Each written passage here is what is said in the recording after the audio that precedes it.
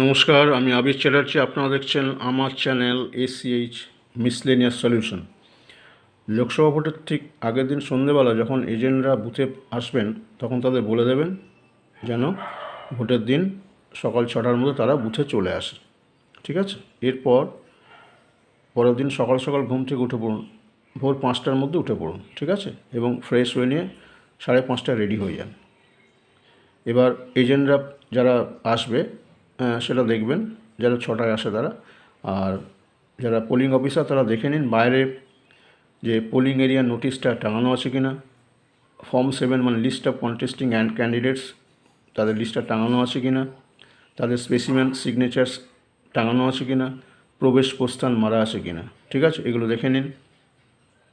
এরপর দেখে নিন প্রিজাইডিং অফিসার তার টেবিলে সব কাগজপত্র ঠিকঠাক রাখা আছে কি না। ফার্স্ট পোলিং অফিসার দেখে নিন তার টেবিলে মার্ক কপি রাখা আছে কি না। সেকেন্ড পোলিং অফিসার দেখে নিন তার টেবিলে ভোটার রেকর্ড রেজিস্টার এবং অন্যান্য জিনিসপত্র ঠিকঠাক রাখা আছে কি না। ঠিক আছে? এরপর ঠিক 6টা নাগাদ কিন্তু এজেন্টরা বুথে চলে আসবেন। ঠিক আছে?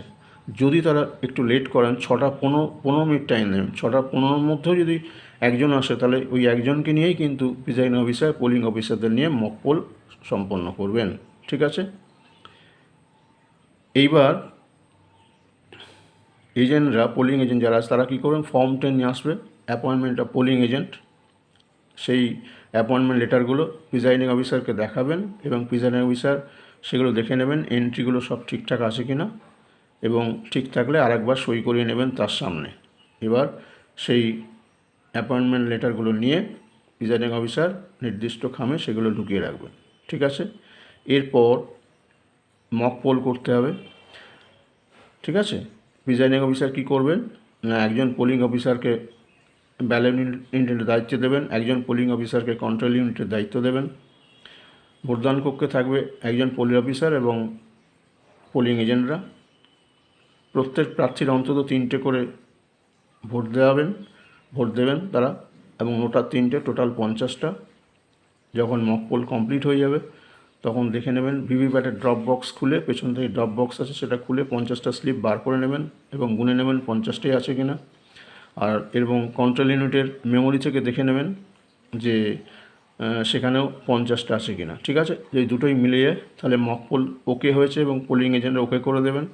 তাহলে মক পোল কমপ্লিট হয়ে গেলে কি করবেন, প্রিজাইডিং অফিসার সঙ্গে সঙ্গে 2টো সার্টিফিকেট তৈরি করবেন, করে 1 কপি সেক্টর অফিসারকে দিয়ে দেবেন। এরপর কি করতে হবে না, কন্ট্রোল ইউনিট সিল করতে হবে। প্রথমে রেজাল্ট সেকশানে কী লাগাতে হবে, গ্রিন পেপার সিল। ঠিক আছে? প্রিজাইডিং অফিসার গ্রিন পেপার সিলের নাম্বার এজেন্টদের টুকে নিতে বলবেন এবং পেছনে প্রিজাইডিং অফিসার এবং পোলিং এজেন্টরা স্বাক্ষর করবেন। ঠিক আছে? এবার সেই গ্রিন পেপার সিলটা এমনভাবে লাগাতে হবে রেজাল্ট সেকশানে যাতে বাইরে থেকে ওই ডিস্টিংগুইশিং মার্কটা পরিষ্কার বোঝা যায় যে ওই বুথের জন্যই ওই পেপার সিলটা নির্দিষ্ট কিনা। ঠিক আছে? এবারটা লাগানো হয়ে গেলে ক্লোজ সেকশানে স্পেশাল ট্যাগ লাগাতে হবে। স্পেশাল ট্যাগের নাম্বারও প্রিজাইডিং অফিসার এজেন্টদের টুকে নিতে বলবেন এবং পেছনে প্রিজাইডিং অফিসার এবং পোলিং এজেন্টরা সই করবেন এবং সেটা সেই স্পেশাল ট্যাগটা ওই ক্লোজ সেকশানে লাগিয়ে দিতে হবে। ঠিক আছে? লাগিয়ে সিল করে দিতে হবে।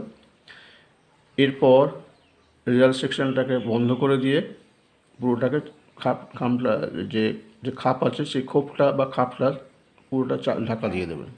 এবার স্ট্রিপ সিল লাগাতে হবে, যেটা ক্লোজ বাটনের পাশ দিয়ে চলে যাবে। এই যে স্ট্রিপ সিলের নাম্বার এবং তাও লিখে নিতে বলবেন এই পোলিং এজেন্টরা এবং পেছনে প্রিজাইডিং অফিসার এবং পোলিং অফিসাররা, প্রিজাইডিং অফিসার এজেন্টরা সই করবেন। ঠিক আছে? এটা যখন হয়ে যাওয়ার পরে কি করবেন না, রেজাল্ট সেকশানটাকে অ্যাড্রেস ট্যাগ দিয়ে সিল করে দেবেন প্রিজাইডিং অফিসার এবং পেছনে প্রিজাইডিং অফিসার নিজে এবং পোলিং এজেন্টরা সই করবেন। ঠিক আছে?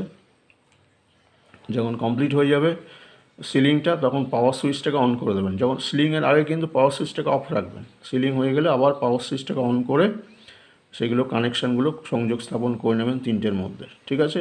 এবার দেখে নিন যে সিলিংটা যদি 7টার মধ্যে হয় তাহলে খুব ভালো, 7:05 মধ্যে হয়ে গেলে 7টায় ভোট শুরু হবে। আর যদি তা না হয় তাহলে 10 মিনিট লেট হয় তাহলে 7:10 ভোট শুরু করে দেবেন। ঠিক আছে, এবং সেই মতো সেক্টর অফিসারকে রিপোর্টও পাঠিয়ে দেবেন। 7টা হলে 7টায় রিপোর্ট পাঠাবেন, 7:10 হলে 7:10 রিপোর্ট পাঠাবেন। এবং যদি লেট হয় তাহলে প্রিজাইডিং অফিসার কী করবেন না, 3-4 জনকে অ্যাডভান্স ঢুকিয়ে নেবেন বুথের মধ্যে, অ্যাজ ইফ যে বাইরের ভোটাররা যেন বুঝতে পারে যেন ভোটদান প্রক্রিয়া শুরু হয়ে গেছে, তাহলে কোনো সমস্যা হবে না এবং শান্তিতেই ভোটটা চলতে থাকবে। ঠিক আছে, এইভাবেই ভোট প্রক্রিয়া চলতে থাকবে। হ্যাঁ, এবং প্রিজাইডিং অফিসার সব কিছু তদারকি করবেন এইভাবেই। তাহলে ভিডিওটা আশা করি সবারই নিশ্চয়ই খুব ভালো লেগেছে। ভালো লাগলে প্রচুর প্রচুর লাইক করবেন, কমেন্ট করবেন, শেয়ার করবেন, সাবস্ক্রাইব করবেন এবং পাশের বেল আইকনে প্রেস করবেন যাতে পরবর্তী ভিডিও নোটিফিকেশানটা আপনাদের কাছে একদম প্রথমে যায়। Thank you.